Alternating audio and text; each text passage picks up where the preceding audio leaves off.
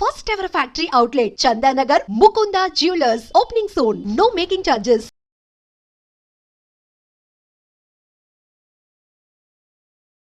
నమస్తే, నేను Kavitha. Welcome to iDream. IPL 2024 season నడుస్తోంది. ఏ టీములు ఎన్ని గెలుచుకున్నాయి, ఎన్ని ఓటమి పాలయ్యాయి, ఏ ప్లేసుల్లో ఉన్నాయి అనే విషయాన్ని కాస్త పక్కన పెడితే ఇద్దరు ప్లేయర్ల గురించి మాట్లాడుకోవాల్సినటువంటి అవసరం ఉంది. ధోని అండ్ తిలక్ వర్మ. ధోని ఎప్పుడు రిటైర్ అవుతారు అనేటువంటి మాట, ప్రశ్న ప్రతిసారి వినిపిస్తూనే ఉంది. ఇప్పుడు సడన్ గా తిలక్ వర్మకి సంబంధించి రిటైర్డ్ హర్ట్ అయ్యారా, రిటైర్డ్ అవుట్ గా పంపించేశారా, ముంబై ఇండియన్స్ టీంలో ఆయన ఉన్నాడా లేదా? ఇద్దరు క్రికెటర్స్ గురించి మాట్లాడుకుందాం. మనతో పాటుగా ఉన్నారు sports analyst, cricket commentator Sudheer గారు. సుధీర్ గారు, నమస్కారం అండి. నమస్తే కవిత గారు, ఎలా ఉన్నారు? ఐఎమ్ గుడ్ అండి. మీకేమనిపిస్తుంది ట్రెండ్స్ ఇవన్నీ చూసిన తర్వాత, ఐపీఎల్ మ్యాచ్లు చూసిన తర్వాత ఎందుకని ఇద్దరు క్రికెటర్ల గురించి మాట్లాడుకోవాలి? సోషల్ మీడియాలో అంత చర్చ జరుగుతోంది. బికాస్ ధోని విషయం అయితే అఫ్ కోర్స్ ఈ సంవత్సరం కాదు కవిత గారు, లాస్ట్ 4-5 years నుంచి ఎప్పుడు రిటైర్ అవుతారు అసలు యాక్చువల్ గా అన్న క్వశ్చన్ ప్రతి కమెంటేటర్ అడుగుతూనే ఉంటారు, తర్వాత ప్రతి వాళ్ళు అడుగుతూనే ఉంటారు జర్నలిస్టులు. అండ్ దానికి ప్రతిసారి కూడా ధోని ఇచ్చేటటువంటి జవాబు ఏంటంటే, ఐపీఎల్ నెక్స్ట్ సీజన్ స్టార్ట్ కాకముందు I decide, my body will decide అని చెప్తూ ఉంటాడు. అసలు నా బాడీ ఒక నెల ముందు నాకు చెప్తుంది నేను ఆడాలా వద్దా అని చెప్పి ఆ సిగ్నల్ ఇస్తుంది. సో నేను ఆడొద్దు అని చెప్పి నా బాడీ నాకు సిగ్నల్ ఇచ్చింది అంటే నేను ఆపుతాను. ఇప్పటి వరకు అయితే నాకు ఆ బాడీ సిగ్నల్ ఇవ్వలేదు. సో నేను అదే ఆన్సర్ ఇస్తుంటానని చెప్పి ప్రతిసారి చెప్తూ ఉంటాను.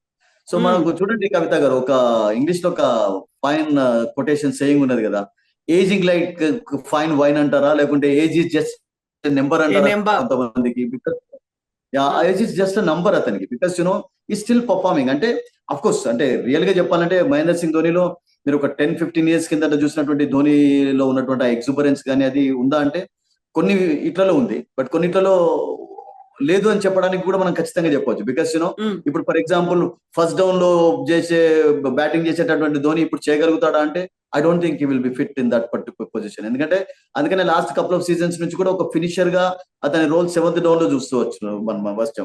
బట్ ఇప్పుడు ఫస్ట్ డౌన్ లో ఆడతాడంటే ఫస్ట్ డౌన్ లో ఆడేటప్పుడు బ్యాటర్ కు డెఫినెట్లీ డిఫరెంట్ రిఫ్లెక్సెస్ ఉండాలి. ఎందుకంటే బాల్ కొత్తగా ఉన్నప్పుడు ఆడడం వేరు, బాల్ కొంచెం పాత పడడం తర్వాత. సో ఇప్పుడు ధోని రోల్ ఏంటంటే లాస్ట్ 4-5 seasons నుంచి జస్ట్ చెన్నై టీమ్ ను జస్ట్ బూస్ట్ చేయడానికే ఉంటున్నాడు అసలు రియల్ చెప్పానండి. బికాస్ అతనికి ఉన్నటువంటి ఇమేజ్ తోటి సడన్ గా రిటైర్ కాలేడు. రిటైర్ అయినట్లయితే కూడా ఫ్యాన్స్ కూడా తట్టుకోలేరు.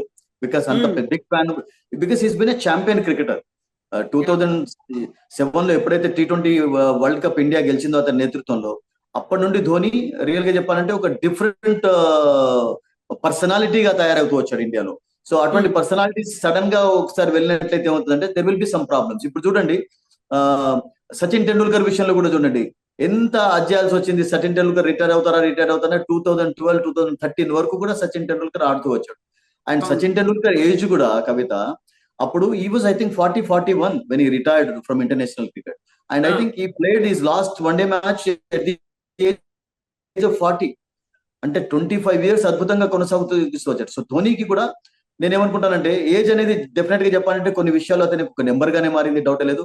And is weather is maturing like A fine wine అంటే మాత్రం అన్నిట్లో కాదు, బట్ కొన్నిట్లో మాత్రం డెఫినెట్ ఇప్పటికీ ఉంది. ఎందుకంటే keeping is doing fantastically. And ఆ ఎజిలిటీ కనబరుస్తున్నాడు కీపింగ్ లో. మన కపుల్ ఆఫ్ అతను చేసినటువంటి రన్అట్స్ కానివ్వండి, ఆ గ్యాదరింగ్ కానివ్వండి, ఇట్స్ బిన్ ఫెంటాస్టిక్. సో ఆ విషయంలో మీరు ధోనిని క్వశ్చన్ చేసే ఛాన్సే లేదు. బట్ చెన్నైకి ఎందుకు ఆడుతున్నాడు ఎక్కువగా అనే విషయంలో కూడా, బికాస్ చెన్నై టీం మీరు చూడండి ముంబై IPL టోర్నమెంట్ లో ముంబై అండ్ చెన్నై ఈ 2 teams మాత్రమే 5 టైటిల్స్ గెలుచున్నాయి. అంటే మోస్ట్ సక్సెస్ఫుల్ టీమ్స్ ఈ 2 teams. సో అటువంటి టీమ్ లో ఆడుతూ ఒక సడన్ గా రిటైర్ కావడంతో కూడా కొన్ని సమస్యలు ఉంటాయి కనుక అతడు టీం మళ్ళీ గట్టిగా కావాలి కదా. ఇప్పుడు ఉంటారు కదా, దాన్ని ఏమంటారంటే వారసులు ఉండాలి కదా ధోనికి. సో ధోనికి మళ్ళీ వారసులు ఎవరైనా ఉండాలంటే చాలా కష్టం. యాజ్ ఎ కెప్టెన్ గా ప్లేయర్ గా అటువంటి మళ్ళా ప్లేయర్ దొరకాలి, కెప్టెన్ దొరకాలి, కీపర్ దొరకాలంటే it won't happen, it can't happen also. But అతడు ఉన్నప్పటి నుంచి కూడా వాళ్ళు మెల్లమెల్లగా ఒక్కొక్కరిని తయారు చేస్తూ వచ్చారు. లాస్ట్ 4-5 seasons లో చూడండి, 4-5 seasons నుంచి ఈ న్యూస్ ఎక్కువగా వింటూ వచ్చాం, ధోని రిటైర్ అవుతాడా లేదా రిటైర్ అవుతారా అని చెప్పి. సో అప్పటి నుంచి వాళ్ళు ఏం చేశారంటే they actually wanted to have some new captains. They try couple of జడేజాని ట్రై చేశారు, బట్ జడేజా కూడా ఫెయిల్యూర్ అయిపోయినాడు కెప్టెన్ గా. అండ్ ఇప్పుడు రితురాజ్ గాక్వాడ్ ను స్టార్టింగ్ నుంచి కెప్టెన్ గా ఉంచారు. రితురాజ్ గాక్వాడ్ కూడా అంత పెద్ద గొప్పగా అంటే అతనేం చేస్తాడు, టీం పర్ఫార్మ్ సరిగ్గా చేయటం లేదు, అంత పెద్ద సక్సెస్. సో అలా మెల్లమెల్లగా అతన్ని అడ్జస్ట్ చేసే ప్రయత్నం చేస్తున్నాడు. బట్ అతని రిటైర్మెంట్ విషయంలో it has to be decided by himself. Of course మొన్న చాలా మందికి స్పెక్యులేషన్స్ ఎందుకు వచ్చాయంటే, పేరెంట్స్ ఎప్పుడు రానటువంటి పేరెంట్స్ వచ్చి సడన్ గా మ్యాచ్ చూడడం, ఫ్యామిలీ అంతా రావడం తోటి మేబీ సడన్ గా ఏదైనా సర్ప్రైజ్ ఇస్తాడు. Because it's happened in his career. అతడు టెస్ట్ మ్యాచెస్ నుంచి రిటైర్ అయ్యేటప్పుడు కూడా nobody expected him to retire in Australia. Sudden గా ధోని లాంటి వాళ్ళ అలా చేయడం కూడా మంచిది కాదని చెప్పి చాలా మంది క్రిటిసైజ్ చేశారు. ఎందుకంటే అంత సక్సెస్ఫుల్ గా నడిపిస్తున్నటువంటి కెప్టెన్ సడన్ గా ఒకసారి టీం నుంచి వైదొలగడంతో ఏమవుతుందంటే మిగతా వాళ్ళపైన చాలా ప్రెషర్ ఉంటుంది. And that Indians felt also.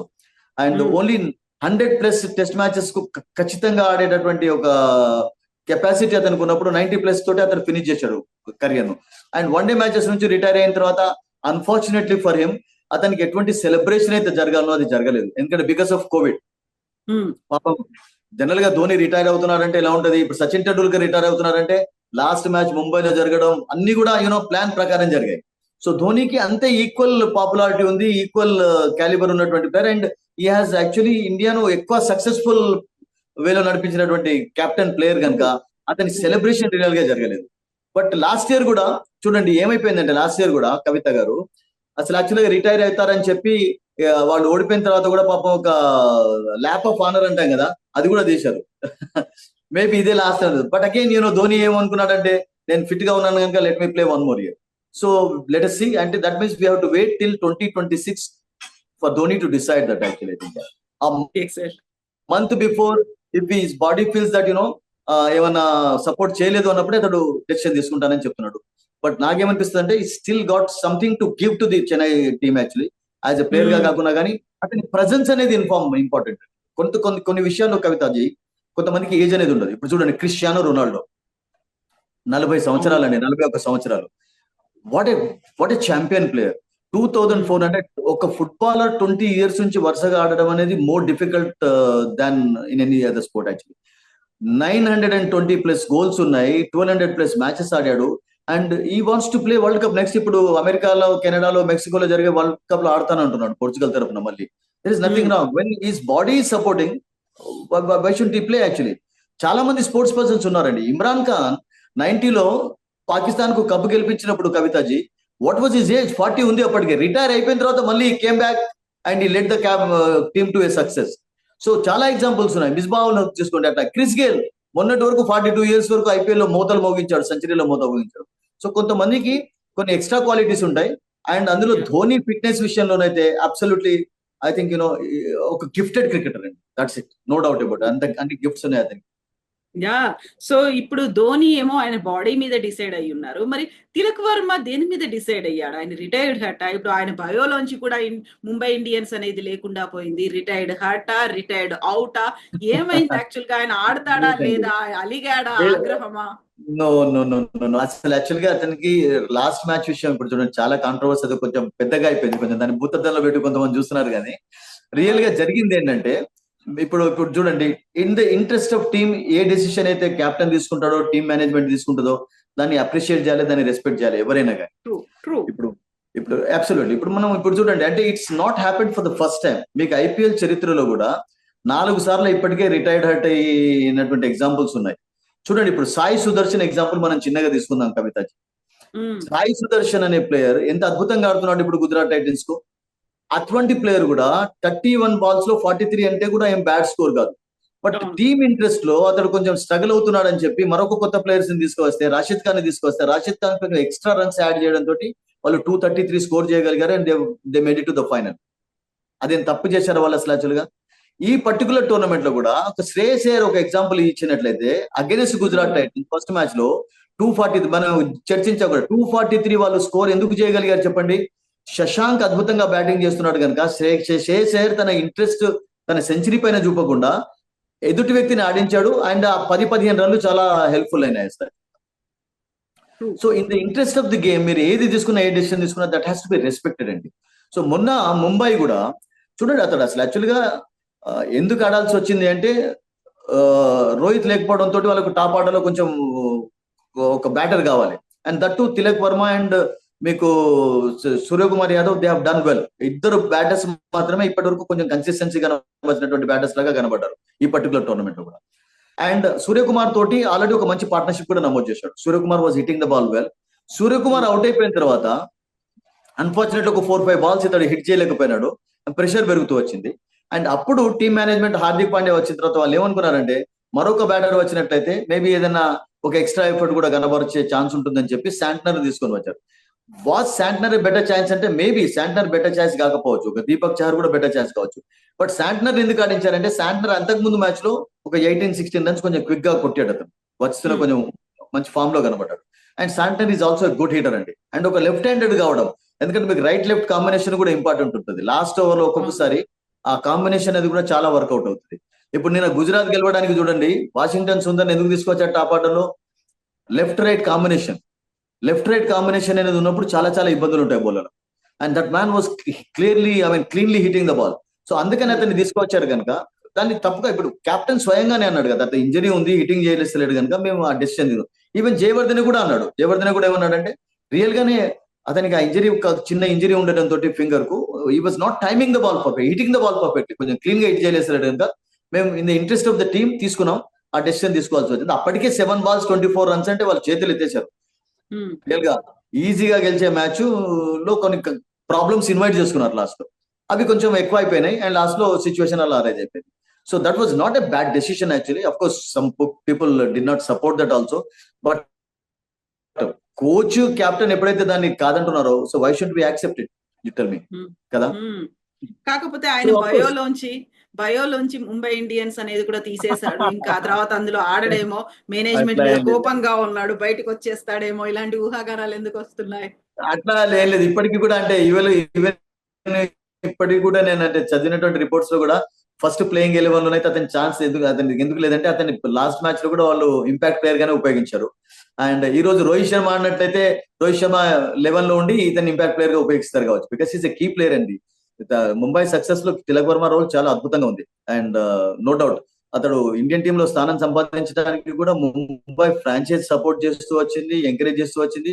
And is been brilliant actually. Is a very good fielder, bowling చేస్తుంటాడు. అండ్ మన హైదరాబాద్ కుర్రాడు కనుక మనం సపోర్ట్ చేయాలి, because is actually is a good choice for any team actually. ఒకవేళ ఫర్ ఎగ్జాంపుల్ మీరు అంటున్నారు కదా కవితాజీ, ఒకవేళ అతడు ముంబైకి ఆడకపోయినట్లయితే కొంచెం it will B ముంబైస్ loss, but other teams gain అయిపోతుంది డెఫినెట్. అంత ఎబిలిటీ ఉంది అతనికి, అంత ఎబిలిటీ ఉంది డెఫినెట్ గా. సో అటువంటి టాలెంట్ ప్లేయర్స్ ను ఒక టీం వదులుకుంటుందా అంటే వదులుకోరు. వాళ్ళు కూడా ముంబై కూడా తెలుసు కదా, ముంబై కూడా అసలు యాక్చువల్ గా టాలెంట్ స్కౌట్స్ లో వాళ్ళు ఎప్పుడు కూడా నెంబర్ 1 ఉంటారు కవిత. ఇప్పుడు చూడండి ఈ సంవత్సరం అశ్విని కుమార్ అని చెప్పి ఒక పంజాబ్ బౌలర్ వాళ్ళకు ఫస్ట్ మ్యాచ్ లోనే 4 wickets ఇచ్చారు. అట్లాగే కాకినాడ కుర్రాన్ని తీసుకున్నారు సత్యనారాయణ రాజును. ఈ also did a good job 2 matches లో. కొత్త చిన్న పిల్లవాళ్ళు కదా వాళ్ళకి అసలు అప్పుడే మీరు ఒక మిరకిల్స్ ఎట్లా ఎక్స్పెక్ట్ చేస్తారు, but still they did a good job actually. So మీరు చూడండి ఇప్పుడు జాకబ్స్ అని చెప్పి న్యూజిలాండ్ ఒక ప్లేయర్ ను తీసుకున్నాడు, ఇంకా ఆడించలేదు, బట్ టీమ్ లో ఉన్నాడు. 22 years మాత్రమే, అతనికి ఇంటర్నేషనల్ ఎక్స్పోజర్ లేదు. ముంబై ఎప్పుడు కూడా అటువంటి దాంట్లో ముందుంటారు, ఎందుకంటే ఆ ఫ్రాంచైజ్ గెలవడానికి కారణం ఏంటంటే వాళ్ళు టాలెంట్ స్కౌట్స్ కూడా అట్లా చేస్తుంటారు, వాళ్ళు అందులో డౌటే లేదు. సో తిలక్ వర్మ అందులో ఒకడు. తిలక్ వర్మ ముంబై తీసుకుంది అంటే మామూలుగా ముంబై తీసుకున్నది అంటే ఉత్తగా తీసుకోరు కదా, ఏమన్నా మీకు స్పార్క్ టాలెంట్ ఉంటేనే తీసుకుంటారు. ఆ స్పార్క్ ఉంది. చిన్న కాంట్రవర్సీ కూడా జరిగింది కానీ అది పెద్ద నేను అనుకుంటానంటే యూనో పబ్లిక్ మెమరీ కూడా షార్ట్ గా ఉంది, జస్ట్ ఫర్గెట్ అబౌట్ ఇట్. ఒకవేళ ఫర్ ఎగ్జాంపుల్ ఏదైనా అవి కూడా ముంబై టీం వదులుకుంటే ఇట్ ఫ్యూచర్ లో I think it will be their loss అండి. That's it actually, I'm sure for that. అంతే. సో ఇప్పుడు ఆన్ గోయింగ్ మ్యాచ్ల గురించి మాట్లాడుకుంటే ఎస్ఆర్హెచ్ పర్ఫార్మెన్స్ ఏంటి, అసలు ఏమైంది, ఏం జరుగుతోంది, ఏం జరగాలి? ఒకటి కవితాజీ, యాక్చువల్లీ వాళ్ళకు కాంబినేషన్స్ వర్కౌట్ కాలేదు.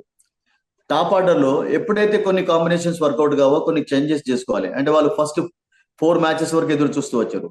4 matches లో మీరు చూడండి, Ishan Kishan first match century తర్వాత సెట్ కాలేదు, అభిషేక్ శర్మ స్ట్రగుల్ అవుతున్నాడు.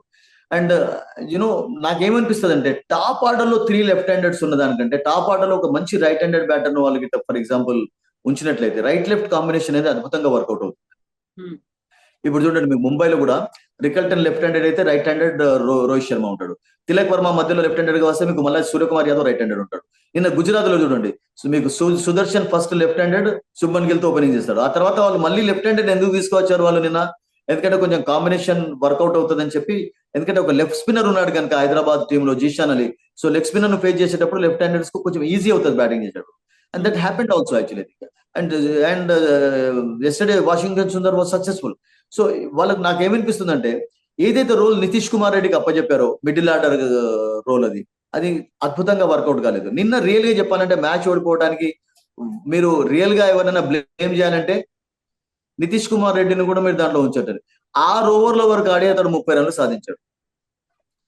ప్రతిసారి కూడా టాప్ ఆర్డర్ అవుట్ అయినప్పుడు ఒక రోల్ అట్లా ఉండాలి. బట్ 34 బాల్స్ ఆడి 31 రన్స్ సాధి అంటే 6 ఓవర్స్ 20 ఓవర్స్ లో మీరు మొత్తం ఖతం చేసి 30 రన్స్ సాధించారంటే ఈశాన్ కిషన్ కూడా అంతే. ఇద్దరు కలిసి రియల్ గా చెప్పాలంటే ఒక 8 ఓవర్స్ ఆడి 40 రన్స్ కూడా వాళ్ళు స్కోర్ చేయలేకపోయారు. 17 అతడు ఇతడు 31. సో దాంతో టోటల్ గా మీకు బ్రేకులు పడ్డాయి.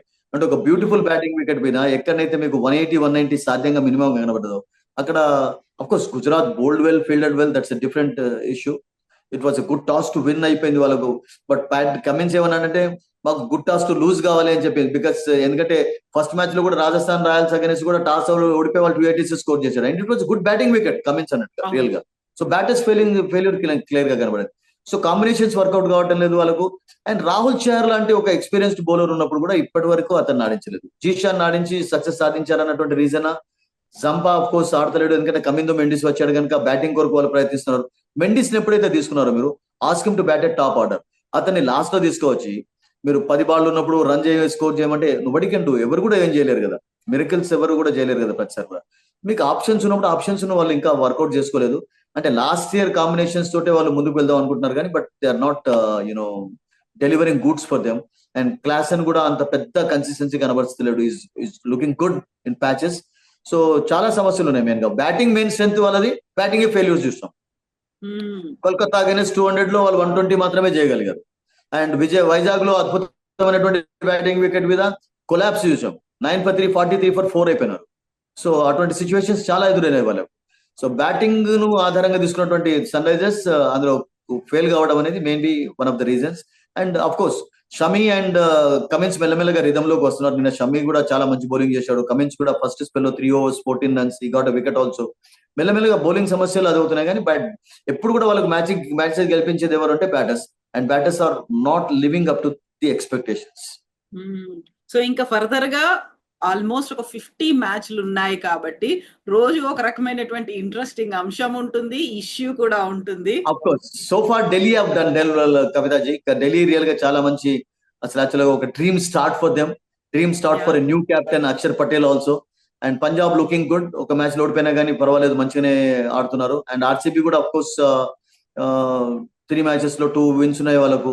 Mumbai of course they are known for that. Mumbai ఎప్పుడు కూడా స్టార్టింగ్ అర్లీ హికప్స్ ఉంటాయి వాళ్ళకు, ఆ స్టార్టింగ్ ట్రబుల్ ఉంటుంది వాళ్ళకు. తర్వాత వాళ్ళు వరుసగా గెలిచి కూడా అదవుతుంటారు. బట్ ఈ సంవత్సరం ఆ మిరకిల్ జరుగుతుందా? ఎందుకంటే బుమ్రా లాంటి వాళ్ళు కంటిన్యూస్ గా ఆడినట్లయితే I think they can expect for miracles. But they are also having some issues ఉన్నాయి వాళ్ళకు కూడా. And Kolkata looking good. And Rajasthan Royals కూడా మెల్లమెల్లగా పుంజుకునే ప్రయత్నం చేస్తున్నారు. Lucknow is also looking good. Gujarat is top 3 లో ఉన్నారు వాళ్ళు. నిన్న విక్టరీ తోటి మంచి రన్ రేట్ మెయింటైన్ చేస్తున్నారు. And we have to wait and see. నాకేమనిపిస్తుంది అంటే లాస్ట్ అంటే ఇప్పటి వరకు ఐపీఎల్ గెలిచినటువంటి టీమ్స్ కొంచెం సెమీ ఫైనల్ అంటే ప్లే ఆఫ్స్ లోకి వెళ్ళే ఛాన్స్ అయితే కనబడుతుంది ఎక్కువగా. ఫస్ట్ టార్గెట్ ఏది ఉంటుందంటే ఏ టీం కైనా కానీ ప్లే ఆఫ్ లోకి వెళ్ళడం. అక్కడ నుంచి మీకు టైటిల్ కొరకు ఎక్స్ట్రా ఎఫర్ట్స్ స్టార్ట్ అవుతాయి. అండ్ అందులో ఢిల్లీ, పంజాబ్ కి అయితే గుజరాత్, ఈ 3 teams లో 2 అయితే కంపల్సరీ ఉండేట్లాగా కనబడుతుంది ఎట్ ప్రెసెంట్ సిచ్యువేషన్ లో. ఎస్ సుధీర్ గారు, మళ్ళీ మనం మాట్లాడుకుందాం బోల్డ్ అని ఇలాంటి ఇష్యూస్, ప్లేయర్లు, మ్యాచ్ల గురించి. థ్యాంక్ యూ సో మచ్ అండి. Thank you so much.